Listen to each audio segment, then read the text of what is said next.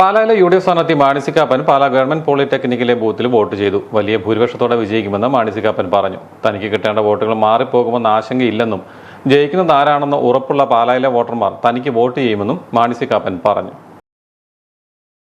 Vote ചെയ്യുക ആത്മവിശ്വാസം പഴയതിനൊക്കെ കൂടുതലായിട്ടുണ്ട്. ഏറ്റവും ചുരുങ്ങിയത് 67 വോട്ട് എനിക്ക് കിട്ടിയിരിക്കും. 1-23 മേളിൽ പോളിയെന്ന് ഞാൻ വിശ്വസിക്കുന്നില്ല. എൻ്റെ ഒരു അസസ്മെൻറ്റ്.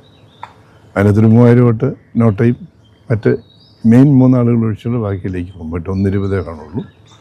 67 വോട്ട് എനിക്ക് കിട്ടിയിരിക്കും. ഭൂരിപക്ഷം ഒരു കഴിഞ്ഞ തവണത്തേക്കാൾ കൂടും. ഉറപ്പായിട്ടും കൂടും. നിലവിലെ പാലായുടെ റെക്കോർഡ് ഭേദിക്കും എന്നുള്ളത് തന്നെയാണ്. ഭേദിക്കും, സംശയം വേണ്ട.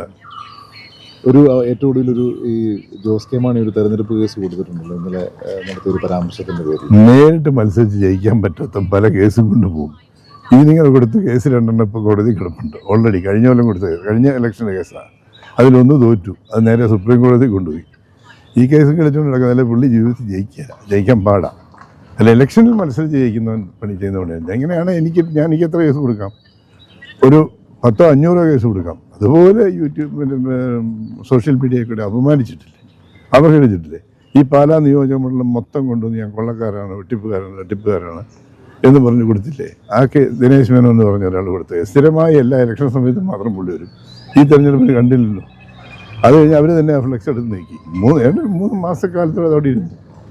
ഇതൊക്കെ ഞങ്ങൾക്കും കേസാക്കാൻ പറ്റേ. അതുപോലെ അപമാനിച്ച് മനുഷ്യനെ വ്യക്തിഗത ചെയ്ത് നോക്കിയിട്ടൊന്നും പാലായിലെ ജനത്തിൻ്റെ അടുത്ത് വിലപ്പോകില്ല. അത് അദ്ദേഹം ഇനി പഠിക്കേണ്ടിയിരിക്കുന്നു. ഈ BJPയുടെ ഒരു കടന്നുവരവ് ഇത്തവണ എങ്ങനെയായിരുന്നു? ഒരു ത്രികോണ മത്സരം ഉണ്ടായിരുന്നോ അതോ? പ്രത്യേകിച്ചൊന്നും സംഭവിക്കില്ല. കഴിഞ്ഞ തവണയും BJP ഉണ്ടായിരുന്നു. അതുപോലെയൊക്കെ തന്നെ അങ്ങ് പോകും. കുറച്ച് വോട്ട് വ്യത്യാസം വരും. കുറച്ച് വോട്ട് ഷോൺ കൂടുതൽ പിടിക്കും. അത് ഉറപ്പാണ്. അതനുസരിച്ച് എൻ്റെ ഭൂരിപക്ഷം കൂടും. ഒരു കാരണവശാലും അതില്ല. വലിയൊരു പ്രചരണം നടത്തിയ ഇത്തവണ കുറേ ഫ്ലെക്സുകളും അതും ഇതൊക്കെ ഉണ്ടായിരുന്നല്ലോ. അതെ, അതിനെല്ലാം അദ്ദേഹം പറഞ്ഞ ജോസ് കെ മാണി പറഞ്ഞ തന്നെ ഏഷ്യാനെറ്റിനോട് മാണി കാപ്പൻ്റെ കാശില്ല, കോൺഗ്രസ്സുകാർ പ്രവർത്തിക്കാൻ കൂടെയില്ല. വളരെ ദയനീയമായതുകൊണ്ടാണ് സമാപന സമ്മേളനം നടത്താഞ്ഞത്. കലാശക്കൊട്ട് ഞാൻ കഴിഞ്ഞ കലാശക്കൊട്ട് നടത്തിയില്ല. 10370 ജയിച്ചില്ലേ? ജയിക്കുക എന്ന് പറയുന്നത് ജനങ്ങളിലോടുള്ളൊരു കോൺഫിഡൻസാണ്.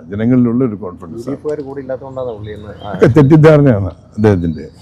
എല്ലാ UDFകാരും ബൂത്തിൽ ശക്തമായിട്ടുണ്ട്.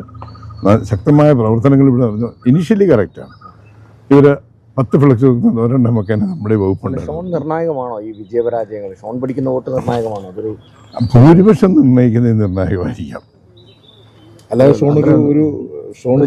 രീതിയിലുള്ള ഒരു വിജയത്തും ഞാനൊരു വ്യക്തിയെക്കുറിച്ച് പറയുന്നില്ല. BJPയെ സംബന്ധിച്ചിടത്തോളം BJP ഈ വർഷം കഴിഞ്ഞ പ്രാവശ്യം കിട്ടിയതിനേക്കാൾ കൂടുതൽ കിട്ടും.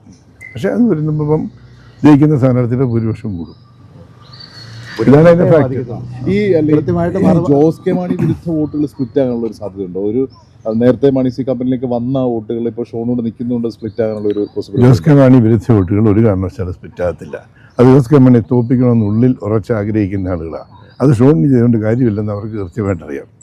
അതൊന്നും ബാധിക്കാനില്ല. സത്യസന്ധമായി വിഷയമൊക്കെ സഭകളൊക്കെ എങ്ങനെയാണ് പല രൂപയിലേക്ക് പ്രത്യേകിച്ചും ചില ആശങ്കകളൊക്കെ പ്രകടിപ്പിച്ചത്? ആ ആശങ്കകൾ ജോസ് കെ മാണിക്കിട്ടുള്ളതാണ്. സോറി, ഷോണിട്ടുള്ളതാണ്.